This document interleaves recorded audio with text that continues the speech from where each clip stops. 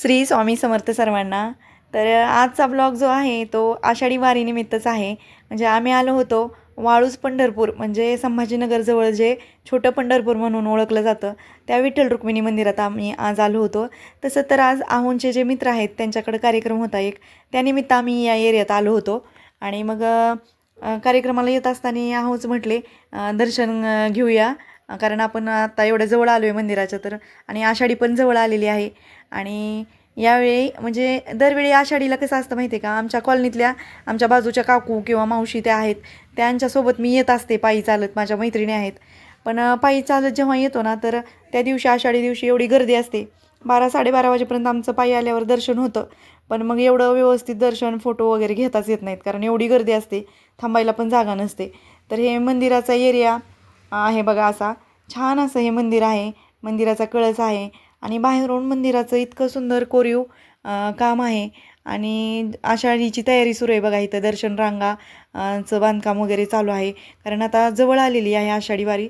आणि म्हणजे या वाळूज पंढरपूरमध्ये इतकी मोठी यात्रा भरते, खूप गर्दी असते त्या दिवशी.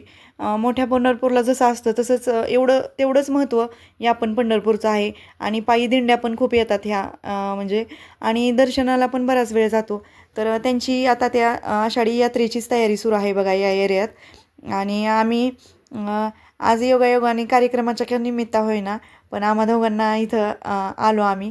आणि इथलं सगळ्यात जर मला आवडलेलं काय असेल तर हे पेंटिंग आहे बघा.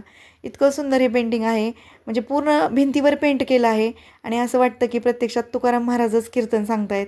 त्याच्यानंतर हा सेल्फी पॉईंटच आहे, इथं सगळेजण सेल्फी फोटो काढत होते, तसे आम्ही पण काढले. त्याच्यानंतर हा मंदिर परिसर आहे बघा. तर मंदिराला जागा भरपूर आहे, पण जेव्हा आपण आषाढीच्या वेळेस येतो ना, यात्रेच्या वेळेस, तर खूप गर्दी असते, तर हा एरिया लक्षातच येत नाही, कुठं काय आहे समजतच नाही. आणि मी पण फर्स्ट टाईमच हा एरिया एवढा म्हणजे जवळून पाहिला आहे, कारण जेव्हा आपण गर्दीच्या वेळेस येतो, आषाढीच्या वेळेस येतो, तर काही समजत नाही, म्हणजे उभं राहायला पण जागा नसते इथं. आणि हा एवढा मोठा एरिया आहे बघा मंदिराचा. आणि आषाढी जवळच आली आता.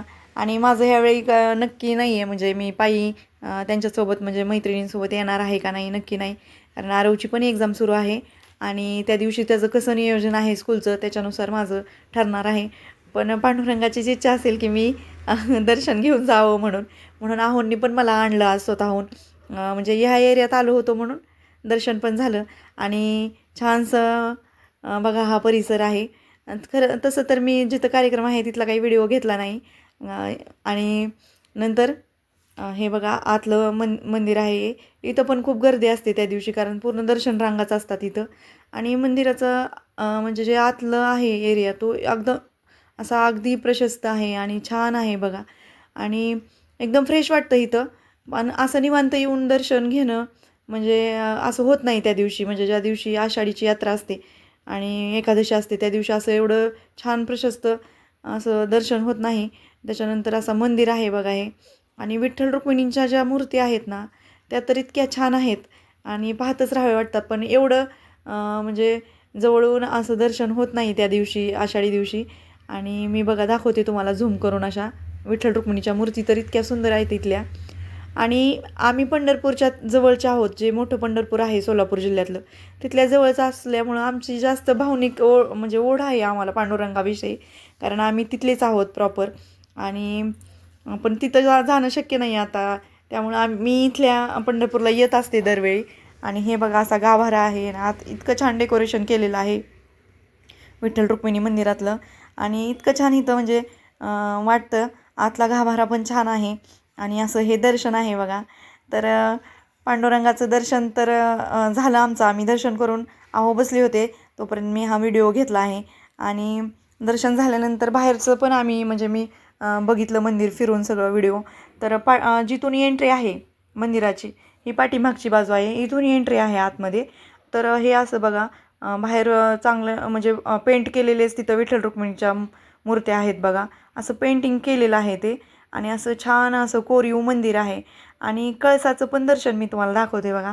असं म्हणतात की आषाढीला गर्दी असते, तर पांडुरंगाचं मंदिराचं जर आपण कळसाचं जरी दर्शन घेतलं, म्हणजे विठ्ठल रुक्मिणीच्या मंदिरात कळसाचं, तरी आपल्याला पांडुरंगाच्या चरणाचं दर्शन मिळाल्याप्रमाणे असतं. आणि असं कळसाचं दर्शन घेतलं आम्ही नंतर.